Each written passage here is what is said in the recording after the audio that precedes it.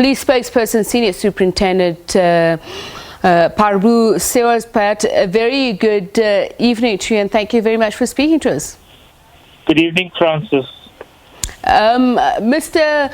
Sewpersad, just speak to us then about today. Have there been any incidents to report?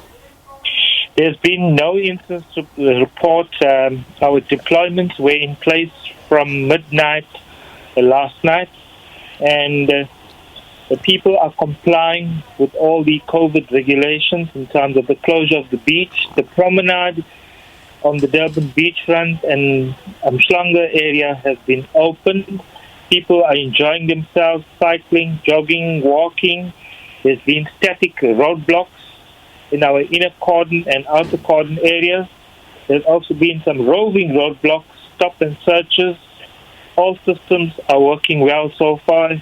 Everybody is on board. And I just want to obviously confirm the dates that have been announced by the Mayor of the closures. It's the 16th, which is today, the 25th to 26th, and 31 January 1, 2 and 3. So if you look at today, for instance, the beach is closed, tomorrow it's open, up until the 25th. Are you sure that people are going to keep this momentum of adhering to the rules? What if somebody says that I actually had not known that the beach was closed today? Are there notices that are up there, ways of ensuring that the public do know that the beach is closed? At various access points, there is police, there is the UIP, private security, there's South African Police Service members that are on beat, on footbeat, and are advising people. Okay. And just with regards to the walking and the running, the curfew is from 4 a.m. So that means you can't do any of that before 4 a.m. That is correct.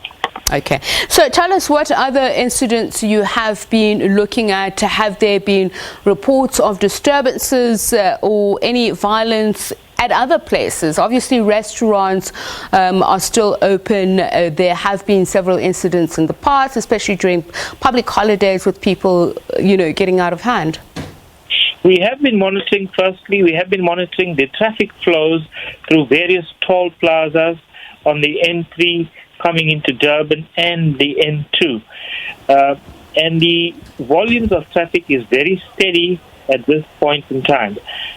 With regards to enforcement of the COVID regulations, we've had a few incidents where in Umlazi a bottle store was open and people were not complying and not wearing masks. The Durban Metropolitan Police Service was called in, and the Public Order Policing Unit was also called in from the Durban Metropolitan Police Service and immediately closed the bottle store and charged the owner and dispersed the crowd.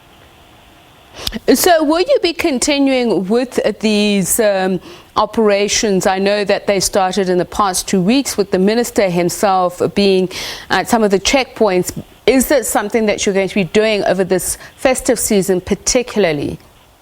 That is correct. We this particular festive season is abnormal to us because of COVID regulations and the coronavirus. But what we have been doing in past years, we've always had an inner cordon and an outer cordon. If the beach becomes full, we know exactly, we have a plan in place in terms of dispersing, in terms of moving the crowd away from the beach area or the back of the beach plan we had.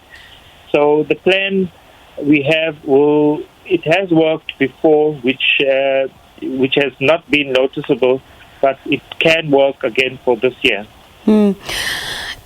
Anything that is of concern to you other than what you've just mentioned? I mean, I know some of the guidelines that you've issued is that no loud music, whether live or not, would be allowed. Well, what I can say is that we must do everything possible to protect the frontliners and the health workers. We must ensure that everybody acts and behaves responsibly during this festive season, because, as I indicated, it's abnormal, and we do not want to see the spread of this epicenter to any other province or any other town in KZN. Well, thank you very much. Parboo Sewpersad is a senior superintendent from the Durban Police.